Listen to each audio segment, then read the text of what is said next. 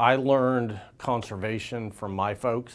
It was important to them. My dad was on our local watershed board for over 20 years. Farming was his livelihood and his hobby, his way of life. And so, you know, people will say, you want to leave things better than when you got there. And so he believed in that. He believed in conservation, you know, trying to do the right thing. Do we do the right thing every time? No, we all make mistakes. But the important thing is that you're trying to do the right thing every day and get just a little bit better every day. That's my philosophy. Conservation is really what got me to be a professor. It goes all the way back, like for a lot of us that it does, of just time spent with family. I spent a lot of time with my dad in the grasslands of Kansas, and it really gave me an opportunity to experience them, understand their value, appreciate them, and that just became a lifelong career and something that's near and dear to my heart. So I farmed with my dad for years. I went to college and K-State, and then I graduated and came back to the farm and farmed with my dad for years, and then I ran the farm for a while, and then due to health reasons I've been required to give up the production end of it to the extent of any of the farming. Being a third-generation farmer, I've always thought it important to practice good conservation, whether it be on our grasslands, watering systems, our cropland, whatever.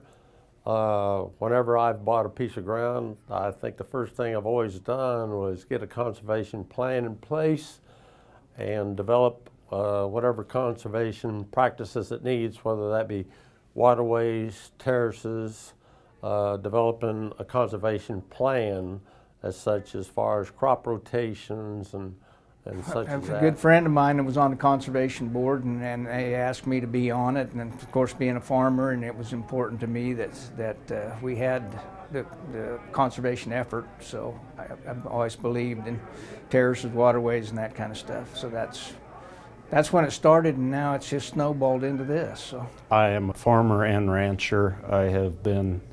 I'm fifth generation and still farm some of the original homestead ground. So that makes it important to me, nonetheless, just obviously the preserving the resources for generations to come. I spent 22 years in civil engineering trying to do good things and build, society, but not quite seeing the results that I wanted to. And I have agricultural and country roots, and I grew up on a river system, and I saw the direct impacts of rather negligent agricultural practices on that watershed. And since then, since a lot of these practices have been cleaned up and regulation has improved, I've watched my home turf where I grew up. I've watched the wetlands and the riparian areas and the wildlife just kind of bounce back. So I grew up in a mentality that, you know what, a little bit goes a long way.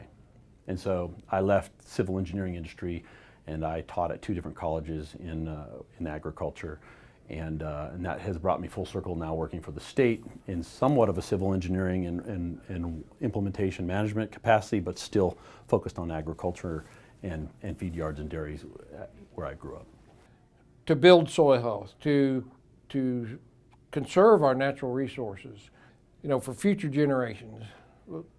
We came through the Dust Bowl and we lost a lot of our topsoil back in the 30s. And so we're still trying to build our topsoil back from that event. And so, yes, conservation has always been important to me. I love wildlife, I love the animals, I love the soil, I like to watch the plants grow, and so we have to conserve our natural resources, not only for future generations, but for national security, even food security. I mean, that's very important for our nation. I think that we can never lose sight of what agriculture is for. We're trying to feed a nation, we're trying to feed a world, but we're trying to do that in a way that is not going to cause damage. and in a way that is going to be efficient, and by efficient I mean profitable, so that we can continue to do what we love to do.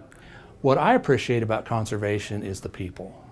It's just so varied, and no matter what part of conservation people are in that I run across professionally, they all have a passion for it and a love for it, and that just is it's just a community of like-minded people working toward that goal of just making Kansas a better place. I was born in '53, and I can remember my dad was probably one of the first ones around in our area that was building terraces and waterways and doing conservation work. And he got all the farms that he rented or owned, got terraces and waterways built on them, and you know, got some cost share money to build some ponds and whatnot. I guess conservation's always been around as long as I can remember. Well, I'm always pleased when I can be with KACD. They're a group of people who are committed not only to today, but tomorrow.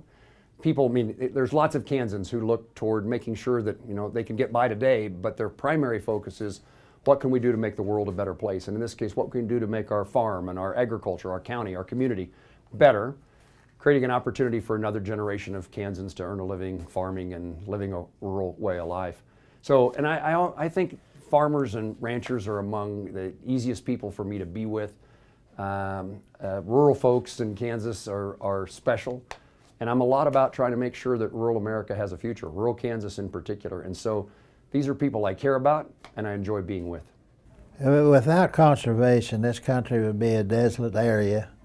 As a matter of fact, where it's got adequate terraces and waterways, it has maintained and sustained itself over the years, whereas if you hadn't done that, there would probably not, erosion would have pretty well concluded what was there by now. I think it's just conservation is important to everyone. It helps keep our environment clean. It helps keep the dirt in place where it's supposed to be. And what you do for one aspect, for one natural resource, you know, going to keep the water clean. Well, that's also the same methods there is also going to control flood control. It's going to keep the water from running off too fast, and it's going to contribute to wildlife and enhance that. And it's just what you do to one, it's going to tie into another aspect of it. And it's sort of a holistic approach. You know, you don't do it holistically. You can just do one thing, and it's going to affect everything else positive. Being a part of a conference like this was kind of a no-brainer. The conservation districts are the ones that make it happen. They're our conduit to a lot of the state programs that are available. A lot of the technical assistance comes out of their offices, and they serve as really good partners for organizations like myself that we're fairly limited on local staff.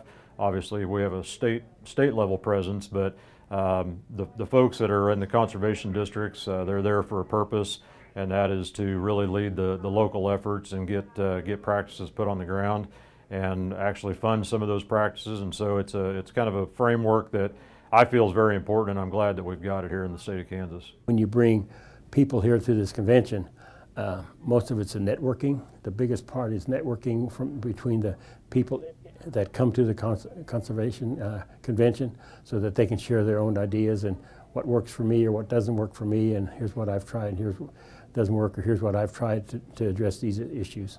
So I've been coming to this conference for several years, even prior to when I was appointed secretary. So I've worked in the livestock industry through the Livestock Association, and I also work with the Ranchland Trust of Kansas, which is a nonprofit conservation organization. So I've been coming here for a long time. It's kind of like a family reunion, and you get to see everybody in one place and share information about what each other's doing. And most importantly, invariably there's opportunities that we run into where we can collaborate and help each other on a project. I've attended this convention probably, well, for my whole duration as a supervisor for over 20 years. But it's not necessarily the breakout sessions or what goes on. It's their intermingling and that re-meeting the different people that you need to meet, sharing your stories and hearing their successes. That's the important thing, that interaction that we get from meeting like-minded people. you know, we have ranchers that are thinking outside the box and doing different types of management on their land, and sometimes they don't know that other ranchers are doing that in other areas. And so to help just kind of create that community, and also to create conversations between Conservation District directors and NRCS and Extension, everybody that's working on land management needs to be talking to each other, as well as talking to the land managers. And so that's the real benefit to a meeting like this, is getting everybody in the same room just to discuss what's happening and how we can help to tackle the issue. The programs that were provided here were so good that, as we talked about, you know, there just isn't enough time to get to every one of the different topics that you'd like to hear about. So it's an educational opportunity, and you know, hopefully the public would be able to take advantage of that in the future. But just to know that conservation districts are doing a lot of really hard work for everyone in every county. If we can build a relationship, form a partnership, along with that comes trust. And we move at the speed of trust. If we trust each other, we can work together and get some things done. If we don't trust each other, we're not going anywhere. And so that's really, for me, that's probably the most important thing I get out of attending these, is what goes on in the halls, meeting new people, getting acquainted, starting to build that relationship.